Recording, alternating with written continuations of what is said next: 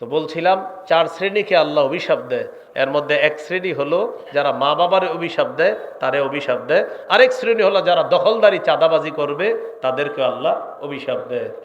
সূরা শুরা 42 নম্বর আয়াতে আল্লাহ বলেন, ইন্নামাস সাবিলু আলাল্লাযীনা ইউযলিমুনান নাস, যারা মানুষের উপর জুলুম করে, নির্যাতন করে। আয়াতের ব্যাখ্যা হলো যারা দখলদারি করে, যারা চাঁদাবাজি করে।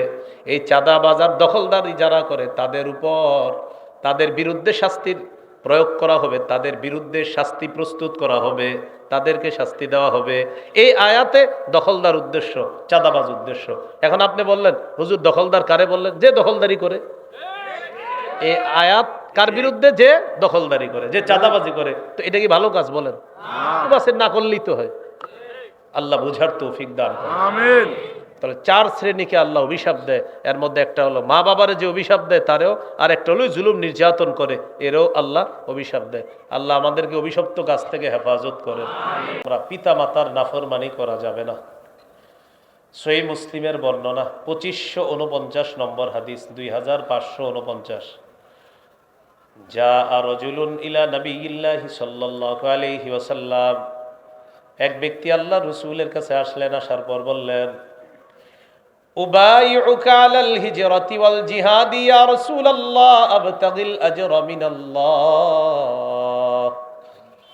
হুজুর, আমি আল্লাহর কাছ থেকে প্রতিদান পাওয়ার আশায় আমি আপনার কাছে হিজরত এবং জিহাদের উপর বায়াত হতে চাই। আমি জিহাদ করব, আমি হিজরত করব, এই ব্যাপারে আমি বায়াত হতে চাই। আমি আল্লাহর কাছ থেকে প্রতিদান কামাই করতে চাই। নবীজি বললেন, হালমিন ওয়ালিদাইকা আহাদুন হাইয়ুন, তোমার মা বাবা দুইজনের কেউ জিন্দা আছে কিনা? সাহাবী বললেন, বাল কিলাহুমা ইয়া রাসূলুল্লাহ, হুজুর দুইজনেই জিন্দা আছে। রাসূলুল্লাহ সাল্লাল্লাহু আলাইহি সাল্লাম বললেন, দুজনেই জীবিত আছে।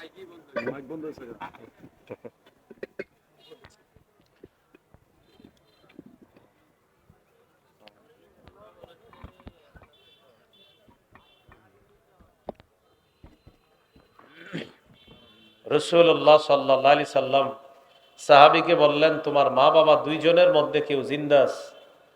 সাহাবী বললেন, বাল কিলাহুমা ইয়া রাসূলুল্লাহ, হুজুর দুইজনই জিন্দা আছে। فقال رسول الله صلى الله عليه وسلم فهل تبتغي الأجر من الله, তুমি কি আল্লাহর কাছ থেকে পরিপূর্ণ প্রতিদান পেতে চাও? যদি তুমি আল্লাহর কাছ থেকে পরিপূর্ণ সওয়াব কামাই করতে চাও, ইরজি ইলা ওয়ালিদাইকা ফাআহসিন সুহবাতাহুমা, মা বাবার কাছে ফিরে যাও, তাদের প্রতি সদাচরণ করো, আল্লাহ তাআলা তোমাকে পরিপূর্ণ প্রতিদান দিয়ে দিবেন। সুবহানাল্লাহ। সহিহ বুখারীর বর্ণনা 3004 নম্বর হাদিস। এই হাদিসের মধ্যে আছে, যা রাজুলুন ইলা রাসূলিল্লাহি সাল্লাল্লাহু আলাইহি ওয়াসাল্লাম ফাস্তাযানাহু ফিল জিহাদ, এক ব্যক্তি রাসূলুল্লাহ সাল্লাল্লাহু আলাইহি সাল্লামের কাছে এসে জিহাদের অনুমতি চাইলেন। فقال رسول الله صلى الله عليه وسلم أحي والداك, আচ্ছা তোমার মা বাবার জিন্দা আছে? সাহাবী বললেন, জি হুজুর জিন্দা আছে। নবীজি বললেন, ফাফিহিমা ফাজাহিদ, তুমি তোমার মা বাবার সেবা করার মাধ্যমে জিহাদ করো, তাদের সেবা করো, এতেই তুমি জিহাদের ফজিলত পেয়ে যাবা। মুসনাদে আহমদ হাদিসের কিতাব 15538 নম্বর হাদিস।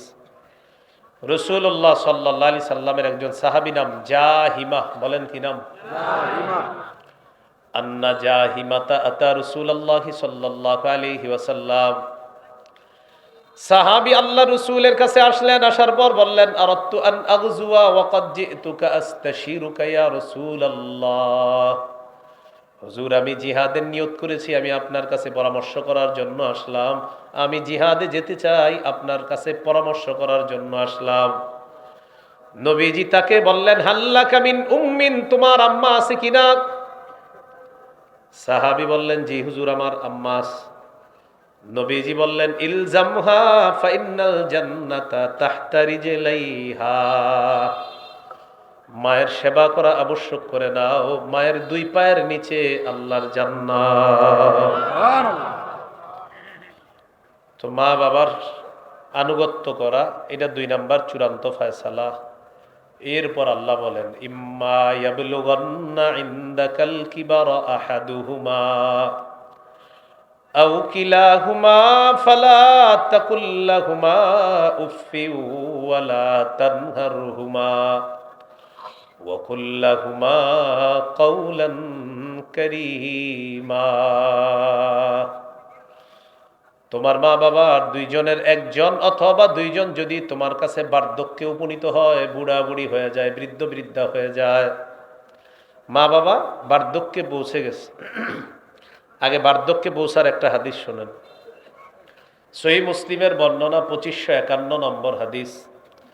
রাসূলুল্লাহ সাল্লাল্লাহু আলাইহি সাল্লাম বলেন রগিমা আনফু সুম্মা রগিমা আনফু সুম্মা রগিমা আনফু। নবীজি বলেন ওই ব্যক্তির নাক ধুলোয় দূষিত হোক, ওই ব্যক্তির নাক ধুলায় দূষিত হোক, ওই ব্যক্তির নাক ধুলায় দূষিত হোক। উদ্দেশ্য হলো ওই ব্যক্তি ধ্বংস হোক, ওই ব্যক্তি ধ্বংস হোক, ওই ব্যক্তি ধ্বংস হোক, ওই ব্যক্তি হতভাগা, ওই ব্যক্তি হতভাগা, ওই ব্যক্তি হতভাগা। সাহাবীগণ বললেন হুজুর কে, কার কথা আপনি বললেন? নবীজি বললেন মান আদরাকা ইনদাহু আবাওয়াইহিল কিবারা ফালাম ইয়াদখুলিল জান্নাহ। যার কাছে তার মা বাবা বার্ধক্যে পৌঁছলো কিন্তু সে মা বাবার সেবা করার মাধ্যমে জান্নাতে প্রবেশ করতে পারলো না, ওই ব্যক্তি হতভাগা, ওই ব্যক্তি হতভাগা, ওই ব্যক্তি হতভাগা। নাউজুবিল্লাহ।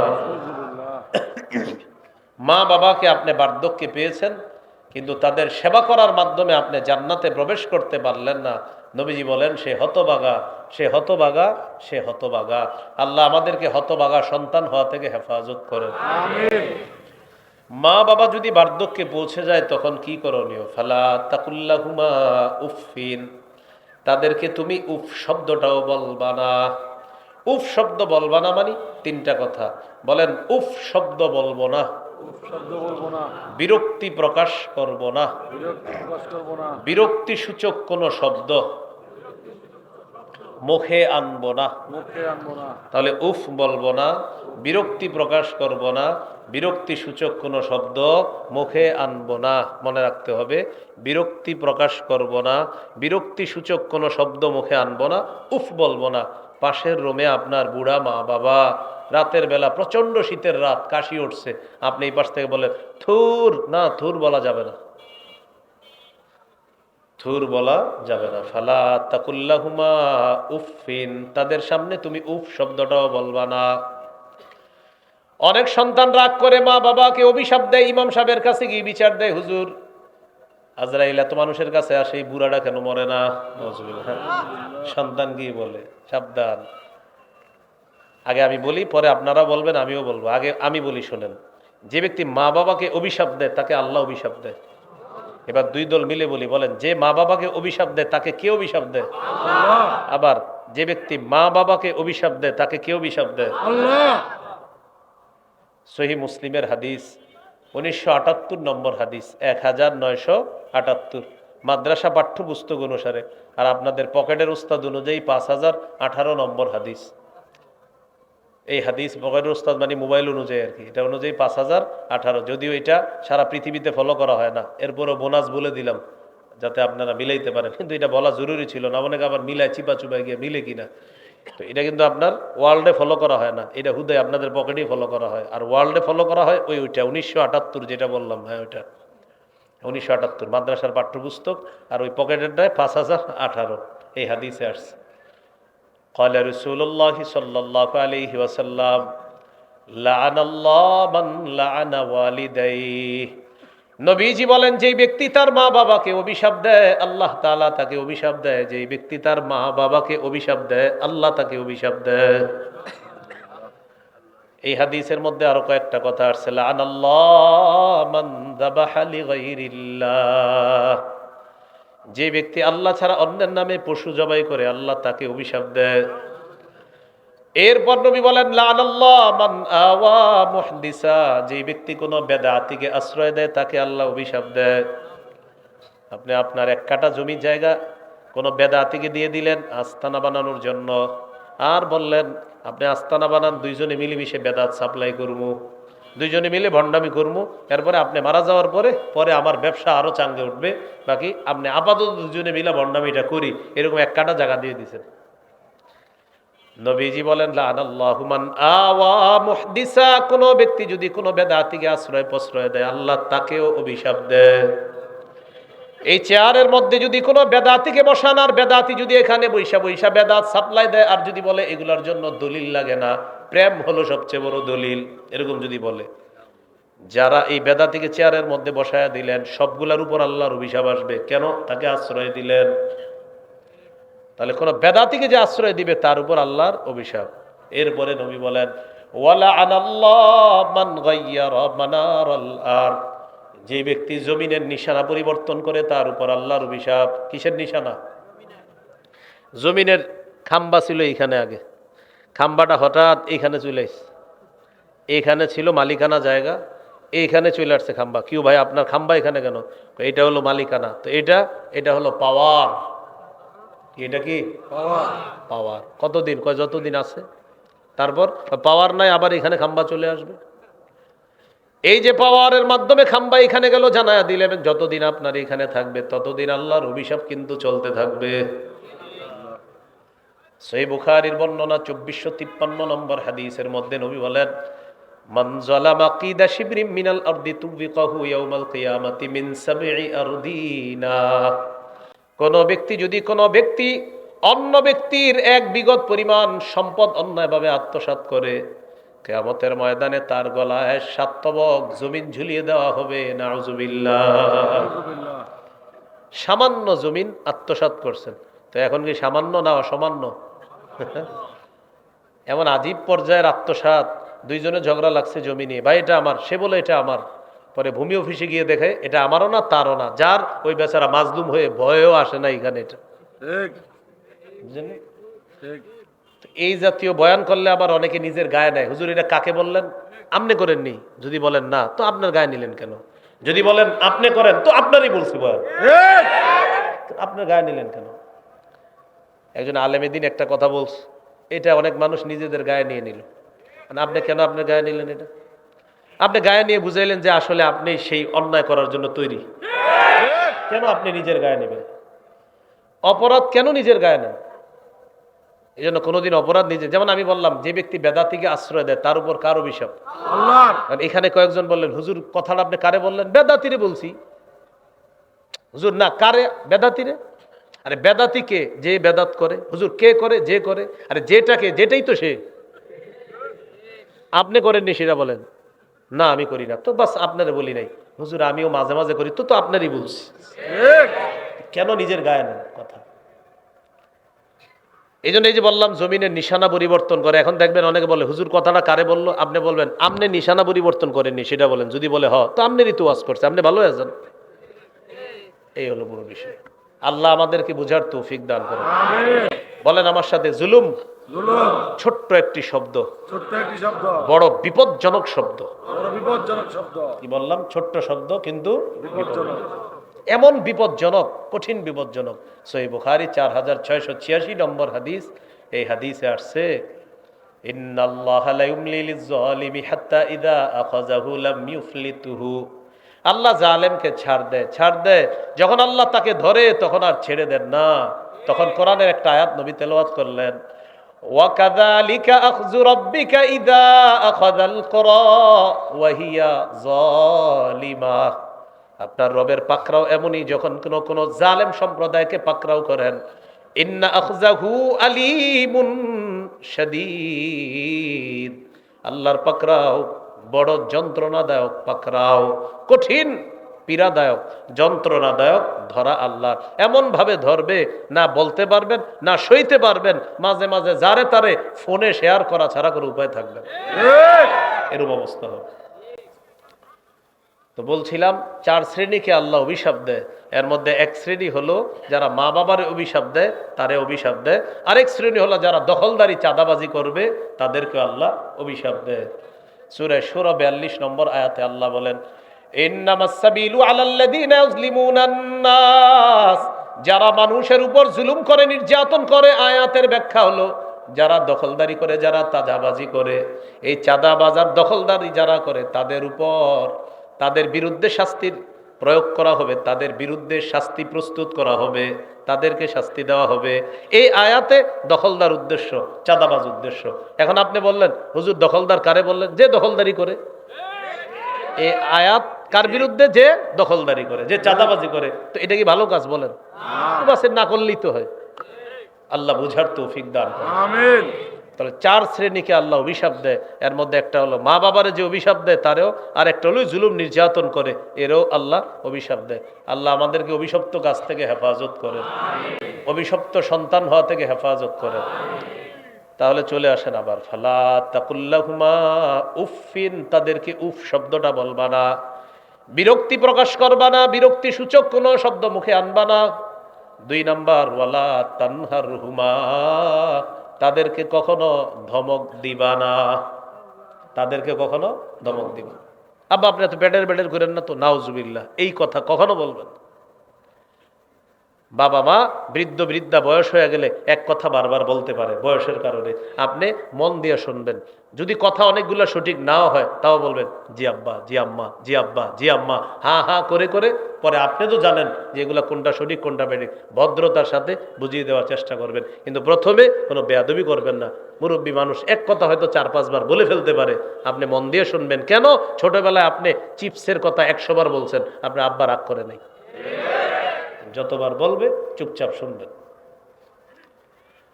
ফালা তাকুল্লাহুমা উফিন, তাদেরকে উফ শব্দটা বলবা না। ওয়ালা তানহারহুমা, তাদেরকে ধমক দিবা না। 3 নাম্বার, ওয়াকুল্লাহুমা কাওলান কারীমা, তাদেরকে সম্মানসূচক কথা বলবা, ভদ্রভাবে তাদের সাথে কথা বলবা। শহরে যারা থাকেন মাঝে মাঝে বেড়াইতে বাড়িতে যান, আপনার আম্মা আব্বা দেখবেন পানের বাটাটা নিয়ে সামনে বসবে, আপনার সামনে বসে আপনার অনেক কথা বলবে। বাজান ওই পুকুরটার এই অবস্থা, জমির এই অবস্থা, আপনি কিন্তু সব জানেন, এরপরে বলতেছে বসে বসে, মানে একটু ভালো লাগে, অনেকদিন পরে পাইছে তো আপনারে, এই জন্য একটু কথা বলতে চায়। আপনি না মন দিয়ে শুইনেন, একটু সময় দিয়েন, আসলে আপনি দোয়া কামাই করতেছেন, দোয়া। তো এটাই 3 নাম্বার বললেন, ওয়াকুল্লাহুমা কাওলান কারীমা, মা বাবার সাথে সম্মানসূচক কথা বলবা। 4 নাম্বার, ওয়াখফিদ লাহুমা জানাহাদ-দুল্লি মিনার রাহমা, তাদের সামনে নম্র আচরণের মাধ্যমে দয়ার ডানা বিছিয়ে দিবা। ওয়াকুর রব্বিরহামহুমা কামা রব্বায়ানি সগীরা, আর মা বাবার জন্য দোয়া করবা, আল্লাহ ছোটবেলায় আমার মা বাবা আমাকে যেমন লালন পালন করেছে, আপনি তাদেরকে এইভাবে দয়া করেন, মায়া করেন। মা বাবার জন্য দোয়া করা। বলেন সারা জীবন আল্লাহর শুকরিয়া আদায় করব, মা বাবার প্রতি কৃতজ্ঞ থাকব। কারণ আল্লাহর শুকরিয়া আদায় করা, মা বাবার কৃতজ্ঞতা প্রকাশ করা, হুকুমটা আল্লাহর। তাহলে আল্লাহর যে শুকরিয়া আদায় করবেন এটাও আল্লাহর হুকুম, আবার মা বাবার শুকরিয়া আদায় করবেন এটাও কার হুকুম? আল্লাহ। সূরা লোকমানের 14 নম্বর আয়াতে আল্লাহ বলেন, ওয়াসাইনাল ইনসানা বিওয়ালিদাইহি হামালাতহু উম্মুহু ওয়াহনান আলা ওয়াহনিন ওয়া ফিসালুহু ফি আমাইনি আনিশকুর লি ওয়া লিওয়ালিদাইক। আল্লাহ তাআলা বলেন, আমি মানুষকে হুকুম করলাম মানুষ যেন তার মা বাবার আনুগত্য করে। মা তার সন্তানকে পেটে ধারণ করেছে, কষ্টের পর কষ্ট সহ্য করে। ওয়া ফিসালুহু ফি আমাইন, সন্তানের দুধ ছাড়ানো হয় 2 বছরে। অতএব আনিশকুরলি, তুমি আমি আল্লাহ শুকরিয়া আদায় করো। ওয়ালি ওয়ালিদাইকা, তোমার মা বাবার প্রতি তুমি কৃতজ্ঞ হও। এই যে দেখেন, শুকরিয়া আদায় করো আমার, ওয়ালি ওয়ালিদাইক, তোমার মা বাবার শুকরিয়া আদায় করো। তাহলে এখানে দেখেন 2টা হকের কথা আসছে, একটা আল্লাহর হক আর একটা বান্দার হক। এখানে আল্লাহর হক আল্লাহর শুকরিয়া আদায় করা, বান্দার হক মা বাবার শুকরিয়া আদায় করবেন, কারণ তাদের মাধ্যমে আপনি দুনিয়াতে আসছেন। সারা জীবন কৃতজ্ঞ থাকবেন। তাহলে কি শিখতেছি? 5 নাম্বার, দোয়া করা। বলেন কি করা? জীবনে কোনো দোয়ায় মা বাবার জন্য দোয়া করা ছাড়বেন না, আর তাদের দোয়া নিতে কখনো ভুলবেন না। আবু দাউদের 1536 নম্বর হাদিস, ক্বালা রাসূলুল্লাহ সাল্লাল্লাহু আলাইহি ওয়াসাল্লাম, সালাসু দাওয়াতিন মুস্তাজাবাতুন লা শাক্কা ফীহিন্না। নবীজি বলেন 3 ব্যক্তির দোয়া কবুল হয়ে যায়, এতে কোনো সন্দেহ নাই।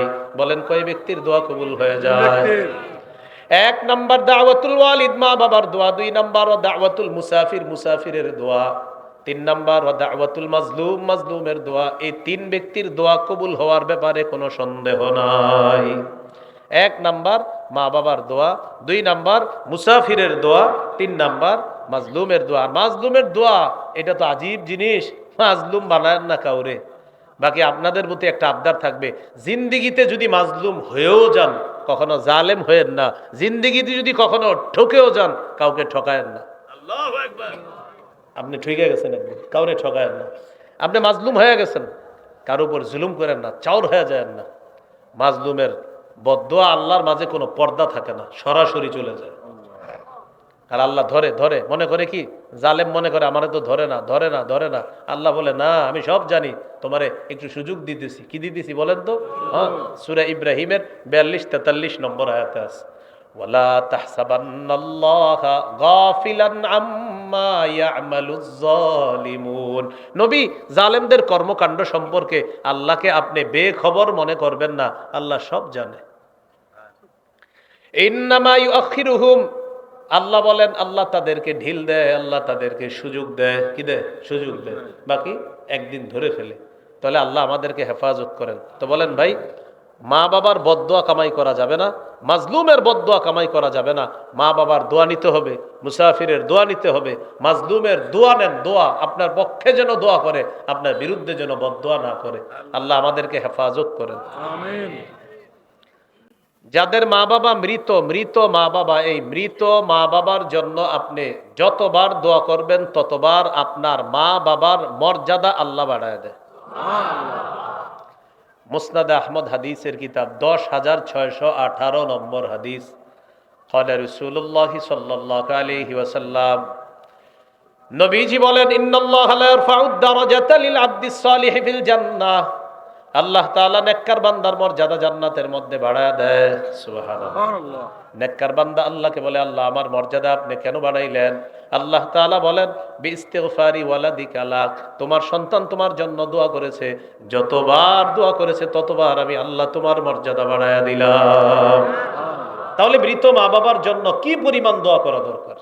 যতবার দোয়া করবেন ততবার আল্লাহ মর্যাদা বাড়ায়া দিবেন। মা বাবার পক্ষ থেকে সৎকা করবেন, সৎকা মৃত মা বাবার পক্ষ থেকে। যারা এই গার্মেন্টসে চাকরি করেন, বিভিন্ন জায়গায় চাকরি করেন, আপনার যদি সামর্থ্য থাকে, হুজুর আমি তো 10 টাকার বেশি সৎকা করার সামর্থ্য নাই, 10 টাকায় সৎকা এইভাবে করবেন, 5 টাকা সৎকা করবেন। আল্লাহ আমি আমার পক্ষ থেকে 5 টাকা সৎকা করতেছি, বিপদ আপদ যেন আমার উপর না আসে, এই নিয়ত 1। 2, আর 5 টাকা আমার মৃত মায়ের বা মৃত বাবা বা মৃত মা বাবার পক্ষ থেকে সৎকা করলাম। এই মৃত মা বাবার পক্ষ থেকে সৎকা করলেও আল্লাহ তাদের কাছে সওয়াব পৌঁছায় দেবে। দলিল সহিহ বুখারী 1388 নম্বর হাদিস। এক ব্যক্তি রাসূলুল্লাহ সাল্লাল্লাহু আলাইহি সাল্লামের কাছে আসছে, আসার পর বললেন, ইন্না উম্মি উকতুতিলাত নাফসুহা ইয়া রাসূলুল্লাহ আযুন্নুহা লাউ তাকাল্লামাত তাসাদ্দাকাত ইয়া রাসূলুল্লাহ। আমার আম্মা হঠাৎ মারা গেছে, আমার বিশ্বাস আমার আম্মা যদি কথা বলতে পারতেন, আমার আম্মা দান সৎকা করতে বলতেন। হুজুর আমি আপনার কাছে জানতে চাই, আমি যদি আমার মায়ের পক্ষ থেকে সৎকা করি, আমার আম্মা কোনো সওয়াব পাবে কিনা? হাল্লাহা আজরুন ইন তাসাদদাকতু আনহা।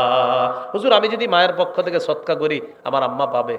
নবীজি বললেন, অবশ্যই তুমি সৎকা করলে তোমার মায়ের কবরে আল্লাহ সওয়াব পৌঁছায়া দিবেন, তোমার মা অবশ্যই প্রতিদান পাবে।